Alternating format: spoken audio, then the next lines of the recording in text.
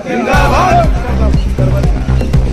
विकास चौधरी जिंदाबाद, विकास चौधरी जिंदाबाद, गोविंद सिंह जी डोटासरा जिंदाबाद, टीकाराम जी जूरी जिंदाबाद, टीकाराम जी जूरी जिंदाबाद, विकास चौधरी जिंदाबाद, कांग्रेस पार्टी जिंदाबाद, राहुल गांधी जिंदाबाद, अशोक गहलोत जिंदाबाद, सचिन पायलट जिंदाबाद, गोविंद सिंह जी डोटासरा जिंदाबाद, गोविंद सिंह जी डोटासरा जिंदाबाद, विकास चौधरी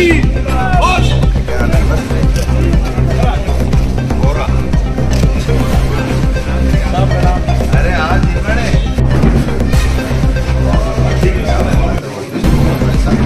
गोविंद सिंह जी डोटासरा जिंदाबाद, टीकाराम जी जूरी जिंदाबाद, टीकाराम जी जूरी जिंदाबाद। साहब अच्छी चलेगी है।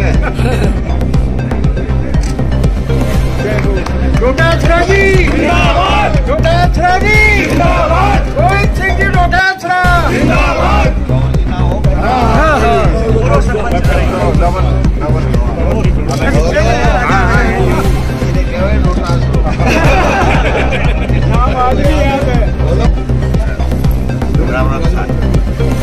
एक मिल भाई एक मिल सब थोड़ा मिल लिया जो पाँच आ जाओ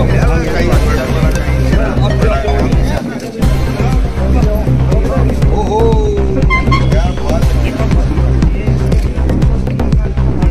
अच्छा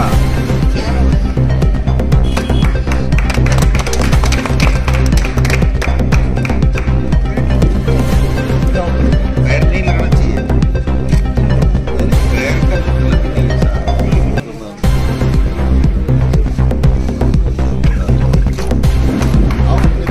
गोविंद सिंह जी डोटासरा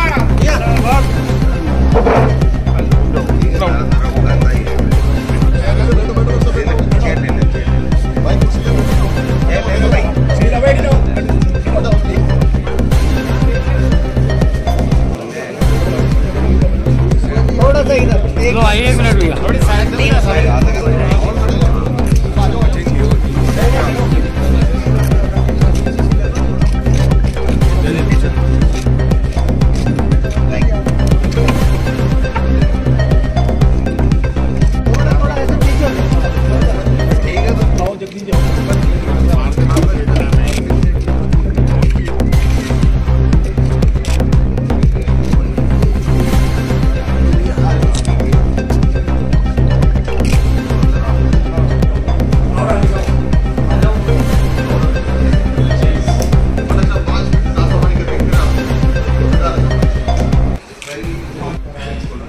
आपको भी अम्बेडकर जयंती की सबको बहुत बहुत बधाई, बहुत बहुत शुभकामनाएं।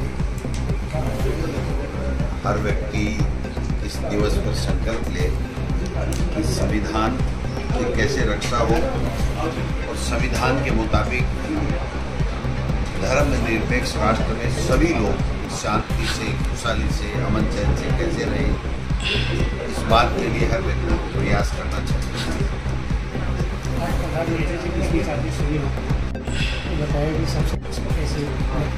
ऐसे तो प्रधानमंत्री जो गाड़ी निकाल रहे हैं 11 साल से, उनको दूसरा काम तो कर नहीं रहे। आज मैंने सुना कि वो कह रहे हैं कि कांग्रेस पार्टी किसी मुस्लिम को क्यों नहीं अध्यक्ष बना देती। तो मैं देश के प्रधानमंत्री जी से पूछना चाहता हूँ कि आप अपनी पार्टी की बात करो, आप अपनी पार्टी में किसको बढ़ाओ वो ही नहीं बना पा रहे हो।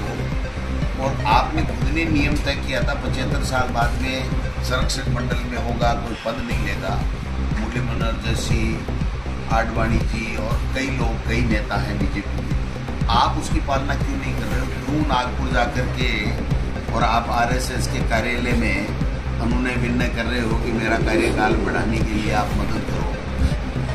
पहले यही प्रधानमंत्री जी कहते थे कि कांग्रेस पार्टी गांधी परिवार के अलावा अध्यक्ष बना के दिखाए तो मैं मान जाऊंगा। गांधी परिवार के अलावा भी बन गया, वोट करा करके, लोकतंत्र के संविधान के हिसाब से, और वो भी दलित समाज का। और उन्होंने नाकू चने चबा रखे इनके, और उनके वैसे वो लोकसभा में भी नहीं आते।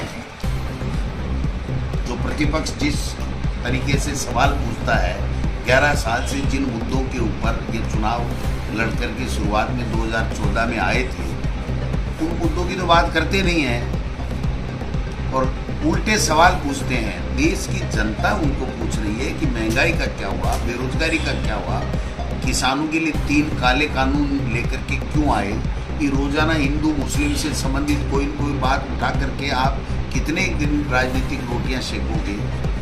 आपको काम करने के लिए दिया है और आप काम करके तो बता नहीं रहे हो, विदेशों में घूम रहे हो। 1 साल से तो मैं देख रहा हूँ, कोई बता दीजिए आप देश के प्रधानमंत्री का कोई ऐसा विजन, कोई ऐसी पॉलिसी, कोई ऐसी नीति जिससे कोई किसी देश के लोगों का भला हो रहा हो। जब यूपीए सरकार थी तो 10 साल में right to education, right to food, right to work, MNREGA, सूचना का अधिकार, पता नहीं कितने कानून दिए थे जो आज देश की जो आम के लिए हाथ फैलाना नहीं पड़ता, सेठ साहूकार नरेगा में अपना रोजगार कर सकते हैं।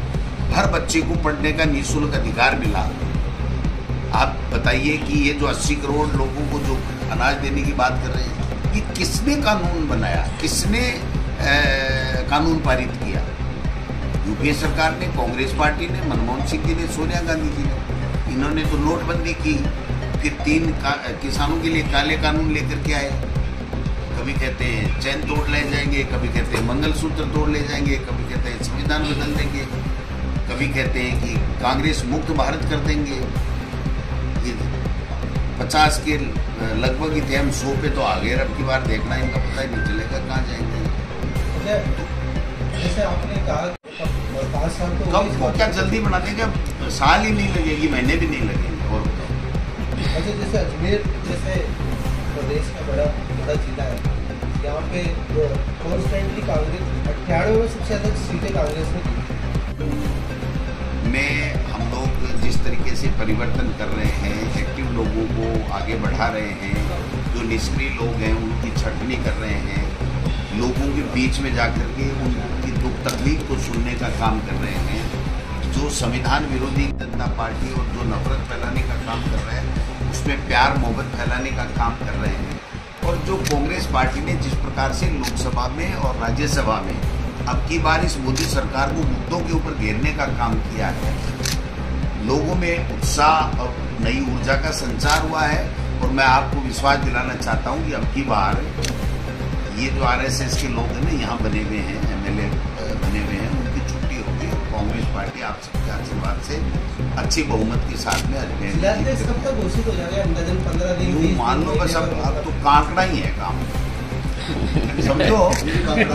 ये पहले भी प्रेस कॉन्फ्रेंस की है, एक कमेटी भी हमने 4 लोगों की बनाई है। सारे जिलों के अंदर हमारे जो कांग्रेस की लीगल सेल है वो इसके ऊपर वर्क कर रही है, सारे नेता काम कर रहे हैं। 200 विधानसभा क्षेत्र में 200 प्रभारी लगा करके हम लोग इसकी मॉनिटरिंग कर रहे हैं। लेकिन इस प्रदेश का दुर्भाग्य है कि एक पर्चे से मुख्यमंत्री बन गया जो अपनी शक्ति का या तो एहसास नहीं है या उसका वो प्रयोग नहीं कर सकते हैं। उनके ऊपर किसी न किसी दिल्ली के अंदर से शक्ति का गिट्टो लगा हुआ है कि आप ये काम नहीं कर सकते जब तक हमारी पर्ची नहीं आ जाए। आज राजेंद्र जी राठौड़, घनश्याम तिवारी जी और अरुण चतुर्वेदी, 3 लोग जो एक तो हारे में है, एक की टिकट ही नहीं मिली और एक राज्यसभा में है। पहले बीजेपी से लड़ते थे वसुंधरा जी की सरकार में, अब वो मोदी जी के नजदीक हो गए। ये तीनों लोग प्रदेश के अधिकारियों को धमका करके नियम विरुद्ध परिसीमन का कार्य कर रहे हैं और ऐसे ऐसे वार्ड बना रहे हैं नगर निकाय, नगर निगम के और नगर पालिकाओं के, कि जो समान 15% इनका नियम है कि 15% ऊपर और नीचे हो सकता है, कम भी हो सकता है और दूसरे वार्ड से ज्यादा भी हो सकते हैं। दुगुने से ज्यादा का फर्क डाल करके जो कांग्रेस समर्थित वार्ड है उनको आप बड़ा कर दो और बीजेपी समर्थित को बिल्कुल छोटा कर दो, जिससे बीजेपी समर्थित ज्यादा जीते और हम बीजेपी का कब्जा करा सकें। और मैंने जो सुना है, बहुत मेरी सटीक जानकारी है कि मुख्यमंत्री जी ने जरूर कहा, क्योंकि ब्यूरोक्रेसी ने उनको सलाह दी होगी कि ये ठीक नहीं हो रहा है, ऐसा होता नहीं है, जो कानून बना हुआ है उसी के मुताबिक होना चाहिए। लेकिन तीनों नेताओं ने विटो किया कि आप अपना देवदर्शन का काम कीजिए, ये काम हमको दिया गया, हम मर्जी है जैसे काम करेंगे। तो ये तो बड़ा दुर्भाग्य का विषय है कि मुख्यमंत्री जी के सामने अगर हारे हुए नेता ये कहेंगे कि नहीं कानून नहीं हमारे हिसाब से परिसीमन होगा और राजनीतिक आधार पे दुर्भावनाओं के आधार के ऊपर हम पंचायत समिति और नगर पालिकाएं और वार्ड और नगर निकाय बनाएंगे, मैं समझता हूँ कि ये प्रदेश का दुर्भाग्य है। अच्छा, एक राज्य एक चुनाव पे आपका क्या मतलब है? क्या कोई आपने कोई नीति देखी, कोई मीटिंग हुई, कोई कमेटी बनी, कोई चर्चा हुई क्या? ये 6 महीने नवंबर में 49 नगर पालिकाओं के चुनाव संपन्न हो गए। उसके 6 महीने पहले उनके चुनाव कराने के लिए वोटर लिस्ट और आरक्षण की और परिसीमन की व्यवस्थाएं करनी चाहिए, उन्होंने नहीं की। और अब फरवरी के लगभग जो है वो 2026 के अंदर नगर पालिका के चुनाव हुए। ये नवंबर दिसंबर में इनको प्रशासक लगा के ले जाएंगे, उनको 2 महीने पहले करेंगे और उसके बाद में वो ये कहेंगे कि एक स्टेट एक। ये तो भाई साहब ये बात होगी, एक आदमी की बड़ी बेटी थी 25 साल की होगी, बेटा था 20 साल, तो बोला देखना मैं इतिहास रचूंगा और ऐसा काम करूंगा जो कोई नहीं कर पाए, है ना। तो वो बेटी को 35 साल तक ले गए जब तक बेटा 25 का था और फिर दोनों का साथ शादी करके देख लो, मैंने साथ शादी कर दी। भाई ये तो कोई कर देगा, ये काम तो प्रशासक लगा के तो है। आप एमपी के साथ में एमएलए का कर सकते हो 3 महीने राष्ट्रपति शासन लगा करके, या 3 महीने 4 महीने पहले जो है वो सरकार भंग करके केंद्र की और 5 स्टेट के साथ भी चुनाव कर सकते हो। इसमें कानून इजाजत देता है क्या? ये कानून इजाजत नहीं देता है कि आप 12 महीने बाद में चुनाव करा रहे हो। न भारत का संविधान इजाजत देता है, न पंचायत राज का कानून इजाजत देता है, न नगर निकाय का कानून इजाजत देता है। तो दादागिरी होगी, हम नहीं करेंगे, जाओ कोर्ट में हमारे, हम सब हमारे यहाँ कर लो, दिल्ली में किसको पुकार करोगे आप? तो ये कोई एक स्टेट और एक इलेक्शन की बात नहीं है। आप सारे बुद्धिजीवी हो, आप पत्रकार हो, आप कानून देख लो, हम आपको बता देते हैं कि उनको ये पूछो कि एक स्टेट एक इलेक्शन के लिए आपने कौन सी कमेटी बनाई, कौन सा कानून में परिवर्तन किया, कब विपक्षी पार्टियों से आपने चर्चा की, कब जनता से आपने राय मांगी, मर्जी जैसे कर लिया। ये संविधान का उल्लंघन है। प्रशासन शहरों के संबंध, प्रशासन गाँव के संबंध पैसा जनता तो बेचारी करे क्या? एक पट्टा जो 10,000 रुपये मिलता था उसके 50,000 लगते हैं, जो 50,000 में मिलता था उसके 5 लाख लगते हैं। और जो बेचारे एग्रीमेंट से कोई गरीब ने कोई प्लाट ले लिया तो उसको भी छूट दी गई थी उसके अंदर कि भाई वो भी टाइटल चैन मिला करके उससे भी पट्टा ले लिया। वो सारा तो बंद कर दिए। एक यूडीएच मंत्री हैं जो यहाँ अजमेर में भी आए थे, क्या बोले क्या नहीं बोले उसमें मैं नहीं जाऊँगा, मेरे जिले से है। उनको कोई बुलवाने के लिए भी मैंने पूजा करनी पड़ती है कि साहब बोलो महाराज, बोलो महाराज, बोलो महाराज। वो बोले तब तो एक ही बात बोलते हैं, 1 स्टेट 1 इलेक्शन होके रहेगा। भाई साहब आपके भी ही चाहते कि पैर दिखेंगे, पता ही नहीं चलेगा। 1.5 तो गया, 3.5 साल कल मैंने क्या बताया, कल आपने क्या पूछा?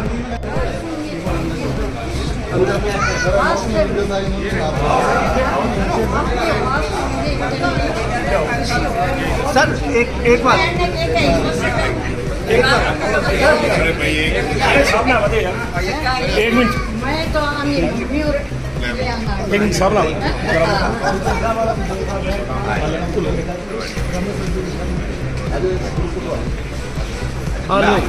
ये बेटा है सर।